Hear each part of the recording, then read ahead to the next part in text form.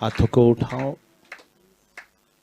सब अपने हाथों को उठाओ। आज के वचन के लिए मांगो खुदा से, कहो खुदा से कि पिता, आज भी तेरा वचन मेरी जिंदगी में बड़े फलों को, बड़ी आशीषों को, बड़े छुटकारे को, बड़े आत्मिक जीवन को प्रकट करे, बड़े आत्मिक जीवन को प्रकट करे खुदा। क्योंकि आपने पिता हमें सिखाया अपने वचन में कि किसी बात की चिंता मत करो, ना खाने की, ना पीने की, ना किसी हालात की चिंता ना करो, क्योंकि तुम्हारा पिता जानता है तुम्हें क्या चाहिए। उसका वचन कहता है सबसे पहले उसके राज्य और सच्चाई की खोज कर, तो दुनिया की सारी वस्तुएं तेरे पीछे आएंगी। बोलो खुदावन, आज के वचन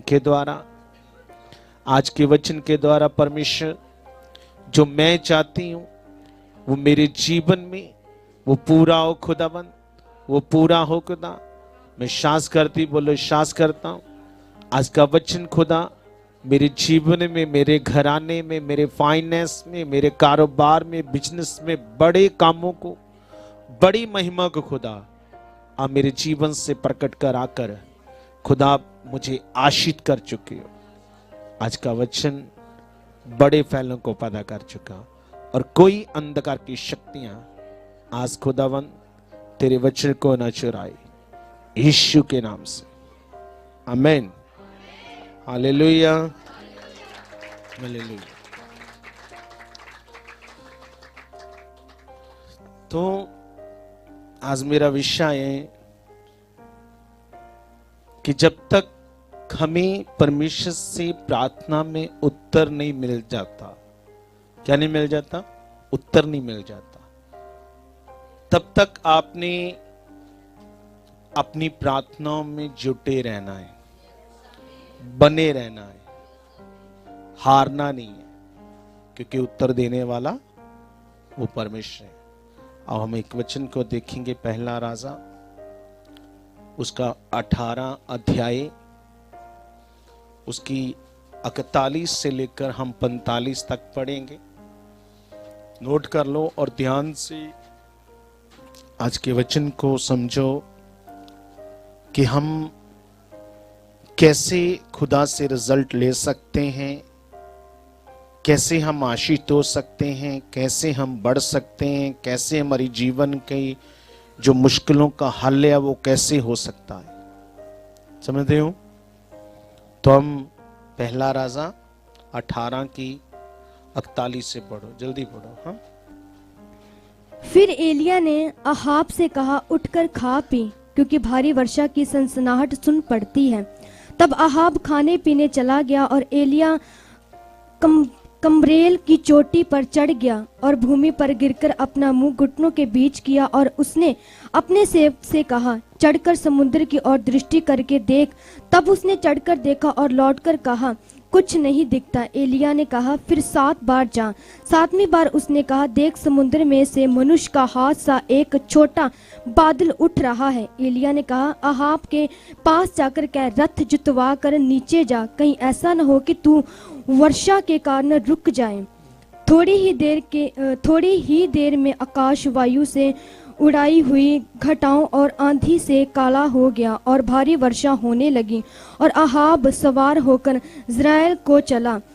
तब बस तो ध्यान से समझो, यहाँ पे एलिया वो खुदा का नबी है। अगर आप यकूब की पत्री में पढ़ोगे तो वहां पे लिखा, एलिया हमारे समान दुख सुख भोगी मनुष्य था। जब उसने गिड़गिड़ाकर प्रार्थना की तो 3.5 साल मींह नहीं बरसा। क्या नहीं बरसा? मींह नहीं बरसा। लिखा हमारे समान दुख सुख भोगी मनुष्य था। कौन? एलिया, खुदा का दास, एक नबी, हमारे समान। कोई भी दास इस दुनिया में, समझ आ रही है? तो जैसे एक विश्वासी प्रार्थना करता है अपने जीवन के मसले के लिए, अपनी आत्मिक उन्नति के लिए, उसी तरह से सेवक भी क्या करता है। इसलिए परमेश्वर ने एलिया को क्या कहा? क्योंकि एलिया वो नबी है जिसको परमेश्वर ने उसने पृथ्वी पर मृत्यु ने मौत को नहीं देखा, परमेश्वर ने इसी शरीर में उसे जिंदा उठा लिया। क्या उठा लिया? इसी शरीर में उसे जिंदा उठा लिया स्वर्ग में खुदा ने। समझ आ रही है?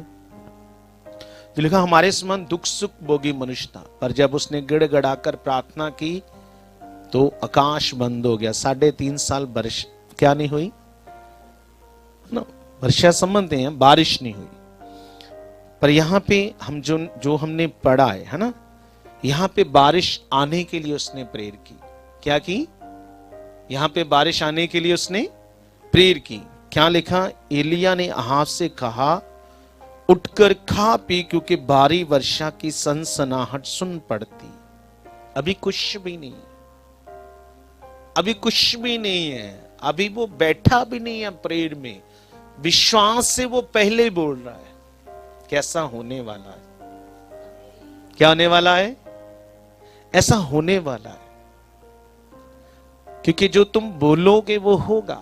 आपको पता, जब इज़राइल प्रजा जब मिस्र से गुलाम थी तो मूसा के द्वारा परमेश्वर ने छुड़ाया, तो वो लाल समुंदर के किनारे थे। क्या किनारे थे? बैठे हुए थे। अब आगे समुंदर है तो वो परेशान थे कि क्या करें, उन समुद्र में डूब जाएं। समझ आ रही ना? इतने में सोच ही रहे थे कि क्या करें, तो घोड़ों की, रथों की आवाज आने लगी। क्या आने लगी? क्योंकि उन्हें पता चल गया कि मिस्र का राजा जो फिरौन है हमारे पीछे आ रहा है।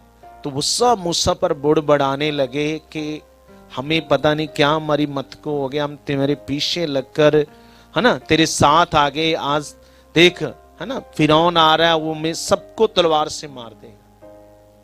उससे अच्छा था कि कम रोटी खाते थे, चाहे छितर खाते, जिंदा तो रहते, क्योंकि जान बहुत प्यारी है सबको। तो क्या हुआ कि वो ऐसे बुड़बड़ा रहे थे कि क्या करें, क्या करें, बोलो क्या करें। समझ आ रही है?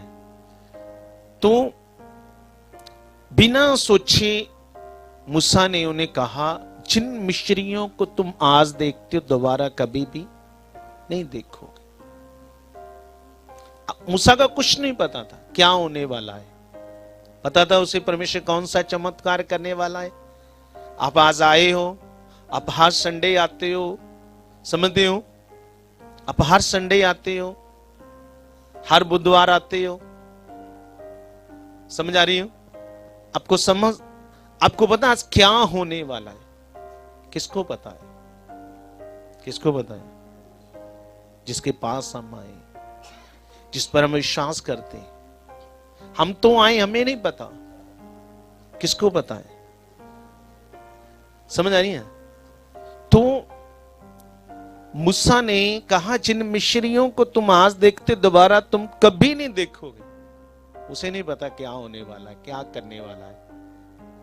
बस परमेश्वर ने उसके मन में अपनी स्वेच्छा को लगाया और बोल, मैं अब अपना काम करने वाला हूं।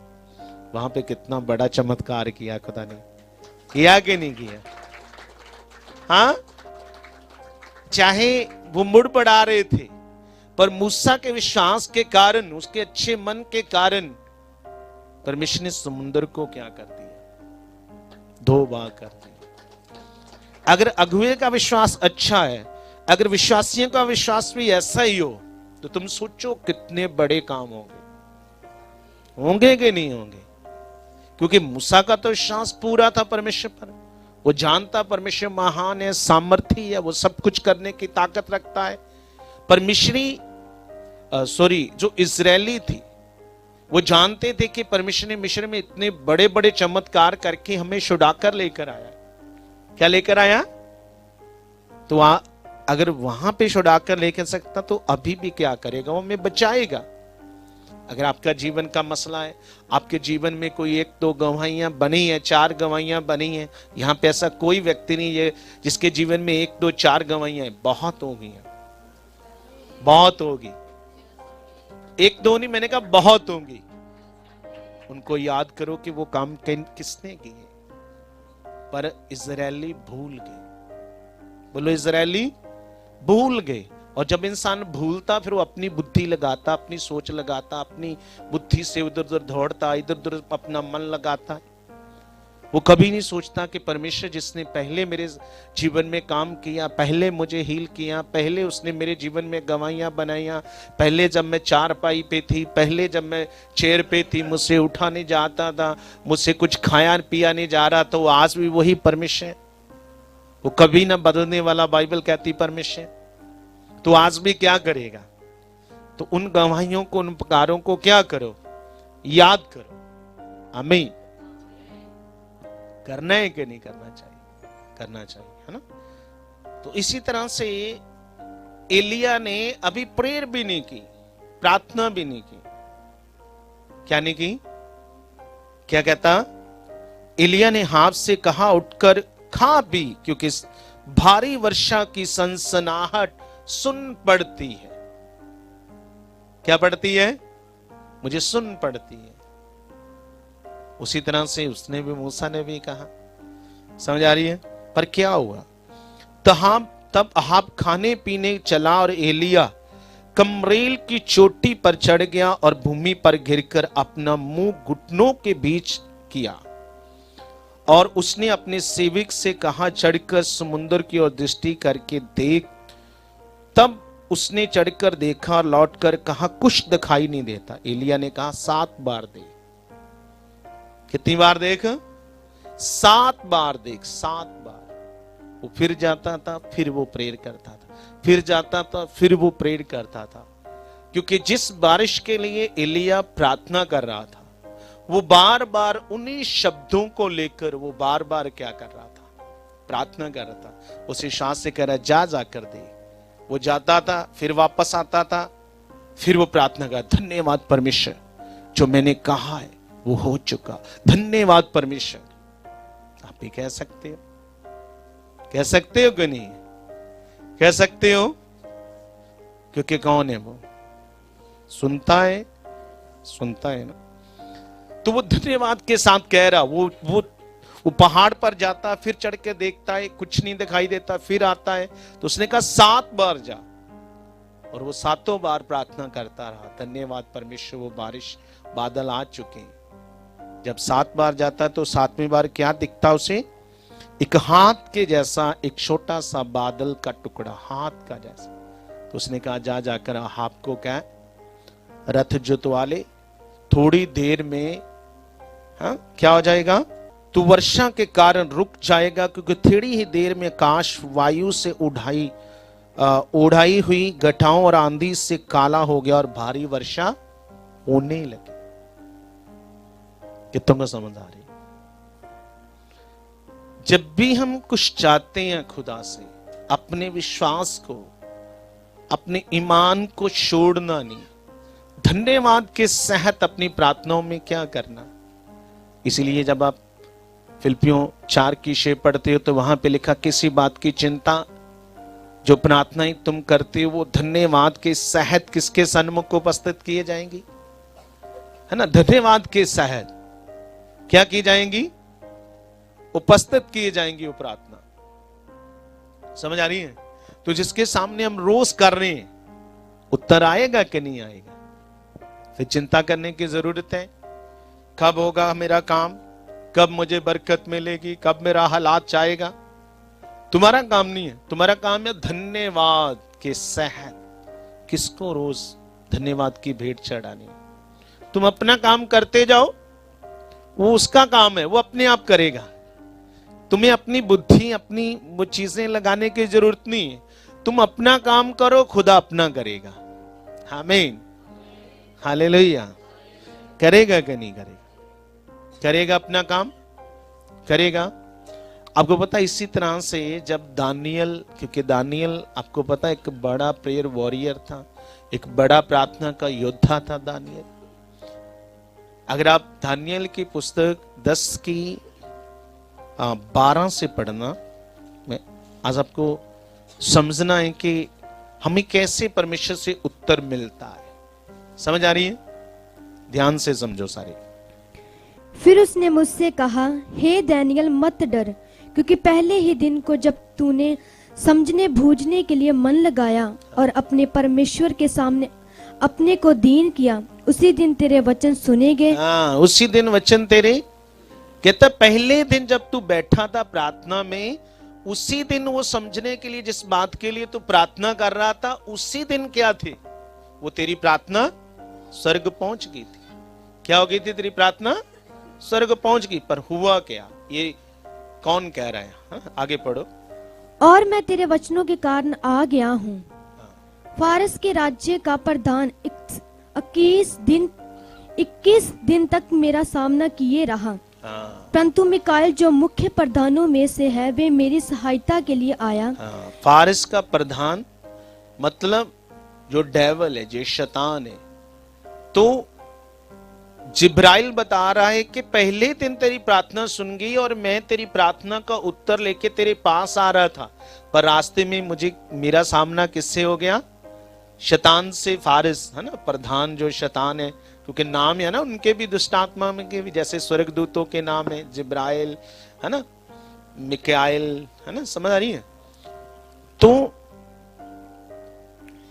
कहता मैं तो आ रहा था, पर किसने मुझे रोक लिया? तेरी प्रार्थना का उत्तर लेके मैं आ रहा था। ध्यान से सुनो सारे, क्या आ रहा था मैं, पर किसने मुझे रोक लिया? पर मेरी सहायता किसने की? मिकाएल मुख्य प्रधानों में जो प्रधान है, उसने मेरी क्या की? सहायता की। और अब मैं तुझे समझने आया हूँ कि अंत के दिनों समझाने आया हूँ कि अंत के दिनों में तेरे लोगों की क्या दशा होगी। बस कहता अब मैं तुम्हारे पास आ गया हूं, क्योंकि मेरी सहायता उसने मुझे रोक लिया, जिस बात के लिए तू प्रार्थना कर रहा था मेरे आगे। पहले दिन तेरी प्रार्थना सुनी गई थी और मैं पहले दिन तेरी प्रार्थना का उत्तर लेके तेरे पास आ रहा था, पर फारिस का प्रधान है, जो शैतान का एक दूत है, उसने मुझे रोक लिया। क्या कर लिया? और यहां पे लिखा 21 दिन दानियल उन्हीं शब्दों को लेकर वो प्रार्थना करता रहा। क्या करता रहा? क्या करता रहा? बोलो। वो उन्हीं चीजों को लेकर 21 दिन हटा नहीं है। वो धन्यवाद परमेश्वर। सुनी तो जिब्राइल कहता है तेरी पहले दिन गई प्रार्थना, क्या गई है, पर मुझे किसने रोक लिया? पर दानियल 21 दिन तक लगातार उस चीज के लिए प्रार्थना करता रहा, वो हटा नहीं। क्या नहीं हटा? इसलिए जब तक हमारी प्रार्थना का उत्तर ना मिल जाए, आज से समझ लो, धन्यवाद देते रहो।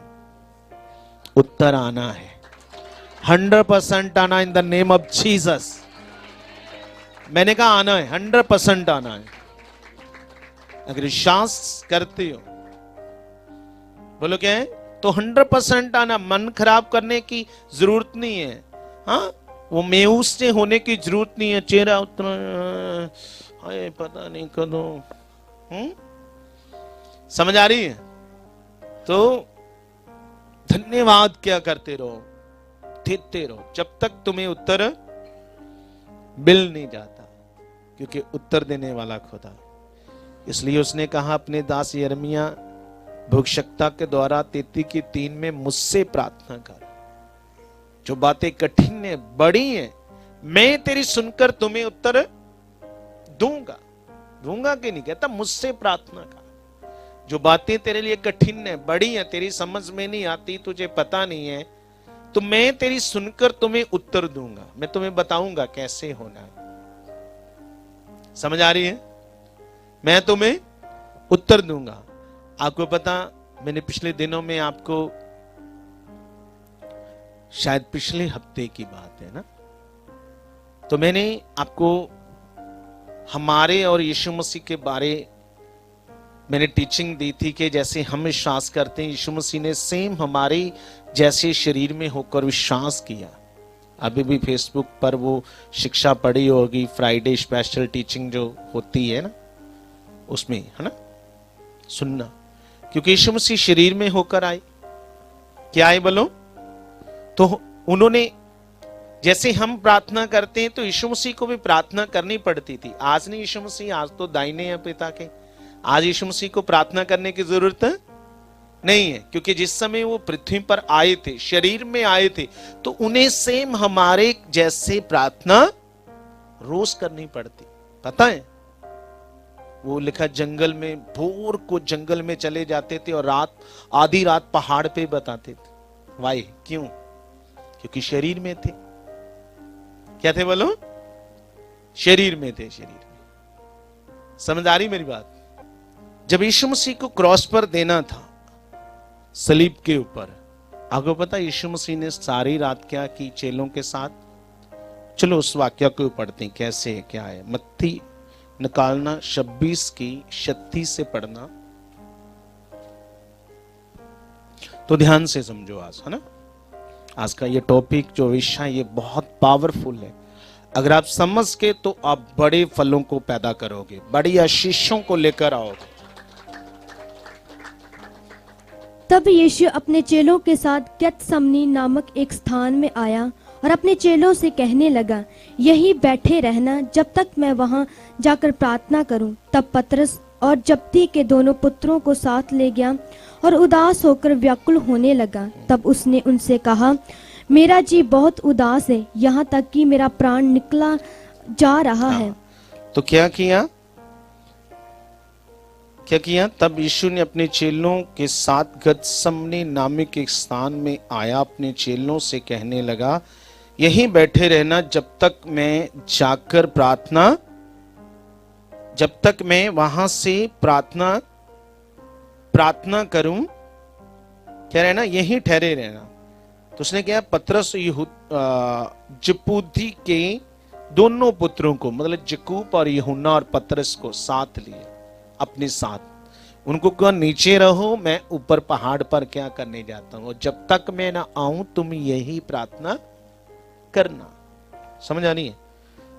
तो तब उसने उनसे क्या कहा, मेरा जी बहुत उदास है, यहां तक कि मेरा प्राण निकला जा रहा है, तुम यहीं ठहरो और मेरे साथ जागते रहो। जागने का मतलब मेरे साथ, क्योंकि यीशु मसीह ने सिखाया क्या प्रार्थना करनी है। क्या यहां पे तो नहीं लिखा, पर चेलों को बताया कि क्या प्रार्थना करनी, क्या करनी है, उन्हें बताया कि क्या प्रार्थना करनी है। तो मेरे साथ जागते रहो, जो मैंने प्रार्थना करने के लिए तुम्हें समझाया, इन शब्दों से प्रार्थना मेरे साथ करते रहना। आज सोना नहीं है, आज क्या करना है, प्रार्थना करनी है ना? और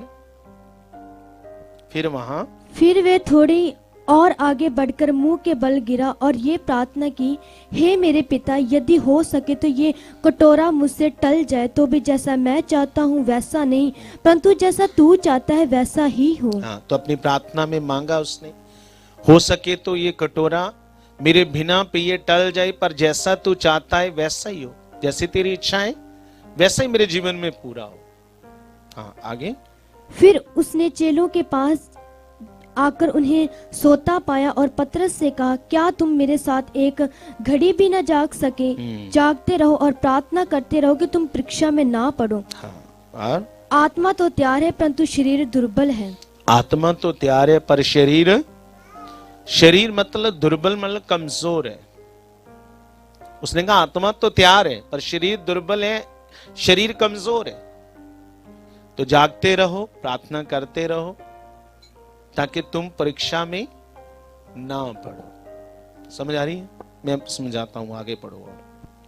फिर उसने दूसरी बार जाकर ये प्रार्थना की, हे मेरे पिता, यदि ये मेरे पिए बिना नहीं हट सकता तो तेरी इच्छा पूरी हो।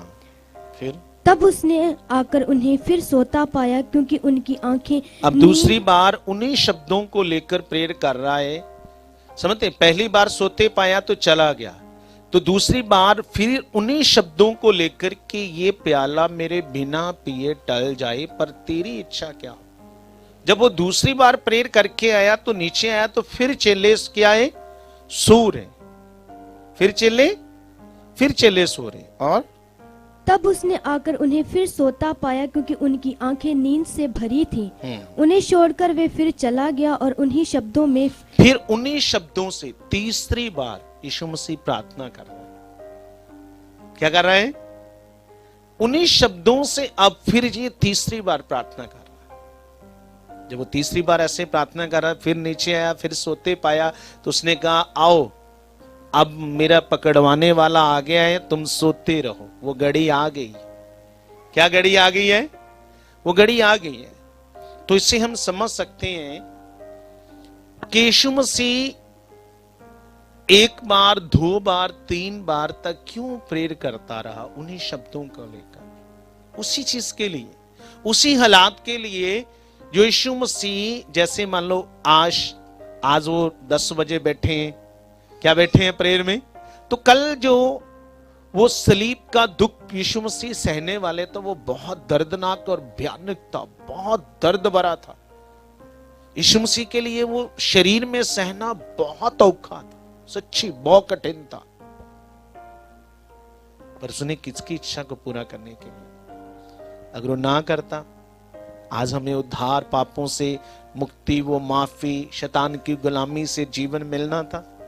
आज लोग विश्वास करते हैं, सिर्फ जस्ट विश्वास ही करते हैं ना, यीशु मसीह हाँ मेरा प्रभु है जो मेरे पापों के लिए मारा गया, गाड़ा गया तीसरे दिन मुर्दों में से, बस हम विश्वास ही तो करते हैं इतना। और हमें परमेश्वर हमारे पापों से क्या देता है? उद्धार देता है। जब हम उसके नाम का बपतिस्मा लेते हैं और विश्वास करते हैं, उद्धार देता है कि नहीं देता?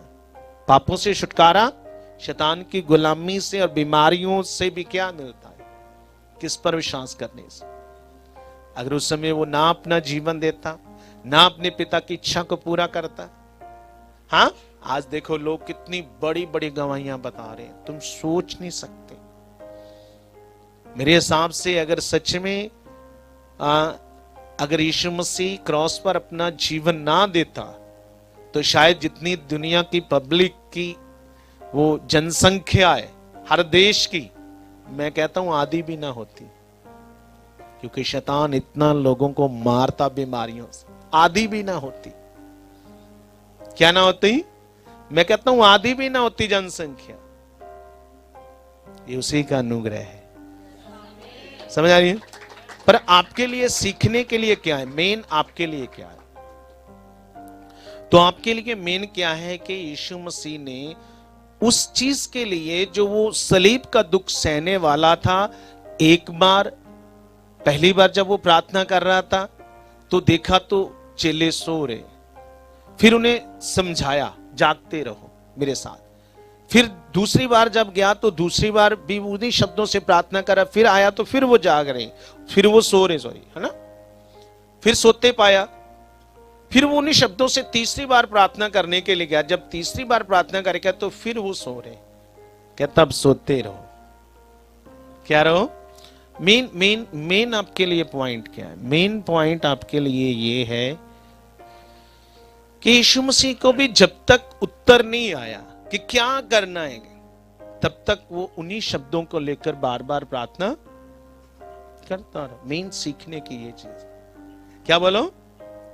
जब तक यीशु मसीह को उस बादशाह खुदा से उत्तर नहीं आया कि हाँ तूने सलीब को उठाना है, तूने सलीब की मौत को सहना ही सहना है, इसलिए वो करता रहा उन्हीं शब्दों से कि शायद परमेश्वर कोई दूसरा रास्ता निकाले। क्या निकाले? वो जानता था, इसलिए उसने मौत की अपनी भविष्यवाणी पहले कर दी। पर जब वो घड़ी आई तो उसने कहा मैं उदास हूं और मेरा मन बहुत व्याकुल है, मेरा प्राण निकला जा रहा है। क्या निकला जा रहा है? आप में से किसी को अभी मैं बताऊं कि थोड़ी देर फांसी देनी है, आपके गले में वो फांसी का रस्सा डालना है, तो आपका सोचो, आपका हाव भाव आपका कैसा होगा? आपका बताओ मुझे, कैसा होगा? आंखें बंद करो। In the name of Jesus, हर शैतानी आत्मा जो ऐसे वचन को चुराए, आपको नींद दे, मैं आउट करता हूं आपकी सोचों से, घराने से। इन the name of Jesus, out in the name of Jesus. गंदी आत्मा जो भी यहां पे खुदा की हजूरी में भी जो काम करती है आपके जीवन में, मैं आउट करता हूं आपकी सोचों से। हर उस चुराने वाली आत्मा को इन द नेम ऑफ जीसस मैं आउट करता हूं, आउट करता हूं। रिसीव करो इसी समय। गंदी आत्माएं, बीमारी की आत्माएं आउट हो जाएं, और खुदावंद तेरा वचन आज बड़े फलों को पैदा कर। आमीन। समझ आ रही है? समझ आ रही है? उसने कहा मेरा मन व्याकुल है, मेरा प्राण निकला जा रहा है। जब आपके ऊपर कोई हालात होता है, डॉक्टर ने कुछ बोल दिया, केस क्रिटिकल है, पता नहीं जी, हमारी गारंटी नहीं है जी, क्या होगा बताओ मुझे। हाँ, जब केस क्रिटिकल है, डॉक्टर ने बोला कुछ नहीं कह सकते, फिर क्या होगा? मन व्याकुल होता है कि नहीं होता? हाँ, होता मन व्याकुल। क्योंकि यीशु मसीह भी शरीर में आए थे, तो वो भी शरीर में जब इतना बड़ा हालात, उसको सहना बहुत औखा था। कितनों को समझ आ रही है? पर आपकी प्रॉब्लम का सलूशन, हल आपकी प्रेयर है। बोलो क्या है? आपकी प्रेयर है, प्रेयर है। बार बार जाओ जब तक आपको उत्तर ना मिले। एलिया कितनी बार गया? 7 बार। यीशु मसीह कितनी बार गई? 3 बार। अब एक और वचन पढ़ना, 2 शमूएल, दूसरा शमूएल 12 की 15 से पढ़ो। हाँ, 12 की 15 से पढ़ो, दोबारा पढ़ो। तब नतान अपने घर चला गया। जो बच्चा ओरिया की पत्नी से दाऊद के द्वारा उत्पन्न हुआ था, वे यहोवा का मारा बहुत रोगी हो गया। अतः दाऊद उस लड़के के लिए परमेश्वर से विनती करने लगा और उपवास किया और भीतर जाकर रात भर भूमि पर पड़ा रहा। तब उसके घराने के पुरनिये उठकर उसे भूमि पर से उठाने के लिए उसके पास गए, परंतु उसने ना चाहा और उनके संग रोटी ना खाई। 7वें दिन बच्चा मर गया। दाऊद के कर्मचारी उसको बच्चे के मरने का समाचार देने से डरे। उन्होंने कहा, जब तक बच्चा जीवित रहा तब तक उसने हमारे समझाने पर मन ना लगाया। यदि हम उसको बच्चे के मर जाने का हाल सुनाए तो वे बहुत ही अधिक दुखी होगा। अपने कर्मचारियों को आपस में फुसफुसाते देखकर दाऊद ने जान लिया कि बच्चा मर गया। तो दाऊद ने अपने कर्मचारियों से पूछा, क्या बच्चा मर गया? उन्होंने कहा, हाँ, मर गया है। तब दाऊद भूमि पर से उठा और नहा कर तेल लगाया और वस्त्र बदला। तब यहोवा के भवन में जाकर दंडवत की और अपने भवन में आया और उसकी आज्ञा पर रोटी उसको परोसी गई और उसने भोजन किया। बस समझ आ रही है? यहां पे ध्यान से समझना। ये वही दाऊद राजा है जिसने 66 लड़ाइयां लड़ी और हर लड़ाई के लिए वो प्रार्थना करता था, परमेश्वर के सामने घुटने टेकता था, बैठता था और परमेश्वर से पूछता था, और परमेश्वर से स्वर्ग से क्या देते थे? उत्तर देते थे। इसलिए उसने कितनी लड़ाइयां लड़ी? 66 लड़ाइयां लड़ी। एक देश के साथ लड़े तो उसका मानी नुकसान इतना हो जाता है कि वो सालों तक वो संभल नहीं पाता, चाहे वो जीत भी जाए, और उसे टाइम लगता है सेटिंग करने में। जो तो हार गया वो तो समझ लो गया, क्योंकि नुकसान इतना होता है। पर ये जब वो लड़ाइयां लड़ता था दूसरे देशों के साथ, उसके साथ कौन था? और वो किसके सामने घुटने टेकता था? किससे प्रार्थना करता था? और हर प्रार्थना का उत्तर परमेश्वर से देते थे। ध्यान से समझना, क्या देते थे? हर प्रार्थना का उत्तर परमेश्वर से देते थे। क्या करना है, कैसे जाना है, कितने लोगों को जाना है, आगे से जाना, पीछे से जाना है, क्या करना है, हर लड़ाई में परमेश्वर से उत्तर देते थे और वो जीतता था। पर अब ये हार गया। क्या रहा? क्या किया? हम फिर से पढ़ते हैं। अतः दाऊद उस लड़के के लिए परमेश्वर से विनती करने लगा और उपवास किया और भीतर जाकर रात भर भूमि पर पड़ा रहा। तब उसके घराने के पुरनियों ने, पुरनिये मतलब समझते जो उससे क्या थे, बुजुर्ग थे, बड़े थे, समझ आ रहे हैं? जहां जाजक लोग जिसको वो भी कह सकते हैं। तो पुरनियों उठकर उसे भूमि पर से उठाने के लिए उसके पास गए, परंतु उसने ना चाहा और उसके संग रोटी नहीं खाई। उनकी एक की नहीं मानी। पर 7वें दिन बच्चा क्या है? मर गया। तुम सोचो, 7 दिन तक दाऊद उस बच्चे के लिए, जब वो रोगी हो गया, वो प्रार्थना करता रहा, पर फिर भी वो बच्चा मर गया। वाई? रीजन, कारण बोलो क्यों मर गया? ये वही दाऊद है जिसने 66 लड़ाइयां लड़ी और एक भी नहीं हारा। अब इसे उत्तर क्यों नहीं मिला? अब परमेश्वर ने इसकी क्यों नहीं सुनी? ये 7 दिन तक क्या है? पहले ये जाता था और परमेश्वर से उत्तर देते थे। अब ये 7 दिन तक प्रार्थना कर रहा है, उपवास सहत, कुछ खा पी नहीं रहा, पर फिर भी इससे उत्तर है। क्योंकि अब उत्तर क्यों नहीं मिला? क्योंकि यहां पे इसने पाप किया, परमेश्वर की आज्ञा के उल्ट विरोध किया। इसने परमेश्वर की आज्ञा को तोड़ा। एक अपनी सेनापति की, ओरिसा की पत्नी के साथ इसने क्या किया? गलत संबंध बनाया, जो परमेश्वर के सामने वो सही नहीं था। समझ आ रही है? इसलिए जब परमेश्वर के उसने उल्ट वो चीज की तो उसे आंसर भी नहीं आया। जिस बच्चे के लिए वो 7 दिन तक उपवास है, प्रार्थना कर रहा था, फिर भी वो बच्चा बचा नहीं। इसलिए जितने लोग पाप में रहेंगे, क्या रहेंगे? पाप में रहेंगे, पाप में उनकी प्रार्थनाएं नहीं सुनी जाएंगी। तो मैंने आपको बहुत बार समझाया, पाप कई तरह का है।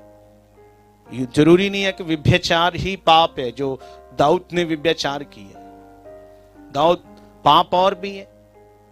जैसे शमूएल को जब उसने परमेश्वर की शाऊल राजा, जब उसने परमेश्वर की आज्ञा को तोड़ा, अगर हम उसके बारे में पढ़े तो देखो, परमेश्वर ने शाऊल राजा को, जो दाऊद से पहले था, क्या कहा जब उसने परमेश्वर की आज्ञा को तोड़ा?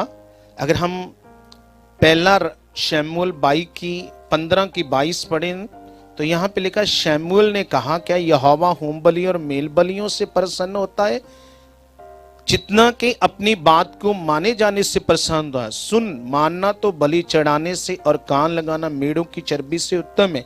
देख, बलवा करना और बावी कहलाने वालों से पूछना एक ही समान है। हट करना और मूर्तों और ग्रह देवतों की पूजा के तुल्य है। तूने जो यहोवा की बात को तुच्छ जाना है, इसलिए उसने तुझे राजा होने के लिए तुच्छ जाना।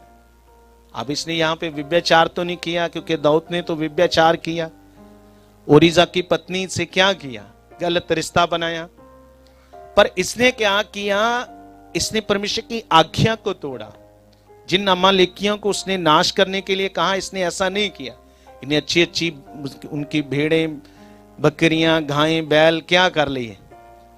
बचा लिए और ले आया। ये इसने पाप किया। पर परमेश्वर ने उसे अपने दास शमूएल के द्वारा शाऊल को क्या कहा? होम बलि और मेल बलियों से उतना प्रसन्न होता है जितना कि अपनी बात को माने जाने से। कहता, कान लगाना और मेढ़ों की चर्बी से उत्तम। देख, बलवा करना और बाहवी कहलाना एक ही समान है। ग्रह देवतों की पूजा करना एक ही समान है। जब हम आज्ञा भी तोड़ते हैं, अब कौन कौन सी आज्ञाएं आपको समझना पड़ेगा। क्या क्या आज्ञाएं? समझ आ रही है मेरी बात? आपको सीखना पड़ना है, सीखना। आज लोग क्यों मसीह में भी सफर कर रही है? मैंने परमेश्वर ने मेरी अगुवाई की। क्या की बोलो? मेरी अगुवाई की। और मैं कोई बात अपनी बुद्धि से नहीं बोलता, क्योंकि मैं प्रार्थना करता हूं। मैं जानता हूं कि उसके वचन में लिखा, परमेश्वर मेरा काम ना बल से, ना बोलो क्या है? मेरा काम न बल से, न शक्ति से, न बुद्धि से।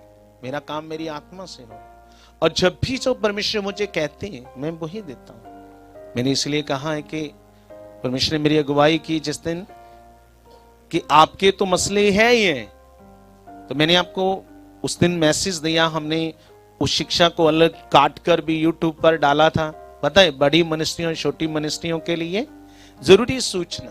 तो मैंने बताया, किसी का भी कोई बड़ी मिनिस्ट्री का कोई व्यक्ति हो, छोटी का हो, उसका मसला हल नहीं हो रहा, क्योंकि परमेश्वर ने उन बातों को मेरे ऊपर प्रकट किया कि कैसे मसलों का हल होना, क्यों नहीं लोगों का होता।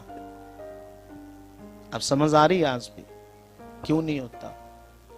ये आत्मा में समझना पड़ेगा। मैं तो आपको समझा रहा हूं, इतनी पावरफुल ज्ञान की बातें, इतनी पावरफुल टीचिंग, वो पवित्र आत्मा के द्वारा जो खुदा इन दिनों में मुझे पर बहुत अपने भेदों को, चीजों को प्रकट कर रहा है। मैं प्रार्थना में बैठता हूं, बोलो क्या हूं, ऐसे सब चीजें आ रही हैं, ऐसे खुदा मेरे ऊपर वचनों को दे रहा है, ऐसे शिक्षाओं को ऊपर दे रहा है इन दिनों में। सच्ची मैं जस्ट बैठता हूं और खुदा क्या कर रहा है, दे रहा है। ये मैंने ढूंढ नहीं है बाइबल से, ढूंढ ढूंढ कर नहीं मैं ये वचन निकाले, बस बैठा और खुदा देता गया। जैसे उसने यिर्मयाह के मुख से जरुब्बाबेल, परमेश्वर यिर्मयाह को वचन दे रहा था और जरुब्बाबेल उसके मुंह से सुनकर लिखता जा रहा था। पता है पढ़ना उसको, यिर्मयाह को परमेश्वर बता रहा है और जरुब्बाबेल जो है वो उसके मुंह से सुनकर लिखता जा रहा है, लिखता जा रहा है। अब मुझे भी कौन कहता है क्या कर रहा है, लिख ले मेरे लोगों को बता क्या कर रहे हो। अब देखो जो मैं आज आपको समझा रहा हूं इसमें इतनी परमेश्वर की अनॉइंटिंग, इतनी पावर है, क्या बोलो, इसमें इतनी अनॉइंटिंग है, इस वचन में इतनी पावर है। अगर आप समझ गए इस तरीके से आप प्रार्थना करने के लिए जो आज आपने सीखा है, अगर आप समझकर प्रार्थना करने लगे कि जब तक हमें उत्तर नहीं मिलेगा हम क्या करेंगे। हाँ, दानियल कितने दिन करता रहा, 21 दिन। उसकी प्रार्थना का आंसर तो पहले दिन जबराइल कहता मैं लेकर आ रहा था पर मुझे रास्ते में किसने पकड़ लिया, किसने घेर लिया, पर वो 21 दिन करता रहा।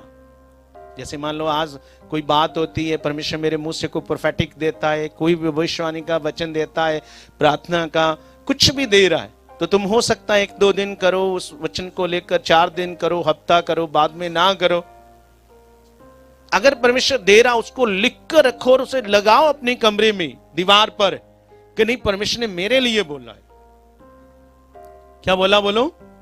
अगर उसने कहा है कि कोई मीटिंग संडे की दिसंबर के महीने तक मिस नहीं करनी और 10 बजे से पहले आकर बैठना है, तो क्या करना है, तुमने वचन को मानना है।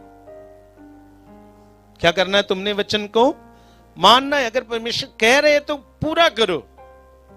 ऐसी बातें मैं पहले सालों क्यों नहीं कर रहा था, पहले कुछ बोल रहा था, परमेश्वर आज कर रहा है। हो सकता पहले भी चीजें परमेश्वर ने दी, पहले अलग थी, अब कुछ अलग चीजें दे रहा है। तो लोग शरीर में होते हैं फिर ध्यान नहीं देते। आज इतना पावरफुल वचन दे रहा है, अगर आप शरीर में होंगे तो ध्यान नहीं दोगे, अगर आप आत्मा में हो तो पकड़ोगे। और आज से जब तक आपको उत्तर नहीं मिलेगा आप इसी रीति से प्रार्थना करोगे कि नहीं करोगे, करोगे कि सिर पर हाथ रख के सोचते रहोगे। हाँ, तो करना है। क्या करना बोलो। अगर दिया वचन तो बैठो आन के। मैंने बुधवार की मीटिंग के बारे बताया था आपको कि दिसंबर के महीने तक बुधवार की मीटिंग को भी क्या ना करना, मेरा काम है सिर्फ वचन देना, बताना। करना क्या है, डॉक्टर का काम है अपना, उसने मरीज को समझाना ये कर वो कर। आमीन। समझ आ रही मेरी बात। जिन लोगों को कई बार नींद आती है समझ लो उन पर नेगेटिविटी का प्रभाव है। बोलो क्या है, नेगेटिविटी का प्रभाव होता है। उन्हें निकलना है। कैसे निकलना है, लड़ना है। अब लड़ना कैसे है, अफीसों की पत्री में लिखा हमारी लड़ाई किसी इंसान से नहीं है, किससे है, किससे है बोलो। अब हम लड़ते कैसे हैं उसमें, उसके साथ प्रार्थनाओं में लड़ते हैं। कैसे लड़ते हैं बोलो, प्रार्थनाओं में। और वहां से हमें आंसर, उत्तर मिलता है, मिलता है। और जब तक ना मिले बोलो, जब तक उत्तर ना मिले तुम उन्हीं चीजों को लेकर धन्यवाद के साथ प्रार्थनाएं करते रहो, क्योंकि उत्तर आना ही आना है, उत्तर मिलना ही मिलना है। समझ आ रही है। इसलिए कहता डरो नहीं,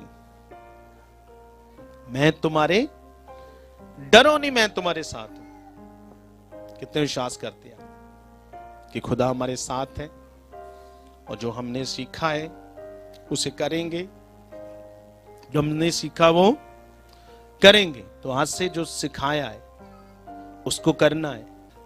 अगर कोई भी बंदा किसी आज्ञा को पूरा नहीं कर रहा क्या नहीं कर रहा? अगर कोई भी बंदा किसी आज्ञा को पूरा नहीं कर रहा तो क्या करे? वो माने। क्योंकि अभी हमने पढ़ा, होम बलियों और मेल बलियों से उतना प्रसन्न होता है जितना अपनी बात को माने जाने से होता। दाऊद ने तो व्यभिचार किया, पर शमूएल ने आज्ञा को तोड़ा। बोलो, शमूएल ने आज्ञा को तोड़ा। पाप दोनों का सेम ही। उसने व्यभिचार करके किया, इसलिए उसकी सुनी नहीं गई। पहले वो ही दाऊद राजा था जिसने 66 लड़ाइयां लड़ी और हर प्रार्थना का परमेश्वर से उत्तर दे रहा था। अब 7 दिन तक नहीं, उसे कोई उत्तर नहीं मिला और बच्चा मर गया, क्योंकि उसने गलत काम किया, पाप किया। क्या किया? बोलो, उसने पाप किया। अगर हम गलत चीजें करेंगे, पाप करेंगे, परमेश्वर की आज्ञाओं को तोड़ेंगे, तो हमारी प्रार्थनाएं चाहे तुम कर रहे हो, पिछले दिनों में मैंने आपको इसके ऊपर सरमन दिया ना, कि चाहे मैं प्रार्थना कर रहा हूं आपके लिए, अगर आप पाप में हो तो मेरी प्रार्थना का उत्तर आपको नहीं मिलेगा। अगर तुम कर रहे हो तो उसका भी रिजल्ट, मेरी प्रार्थना को रिसीव कर रहे हो, तुम अपनी कर रहे हो तो भी रिजल्ट नहीं मिलेगा। समझ आ गई? कैसे रिजल्ट मिलेगा?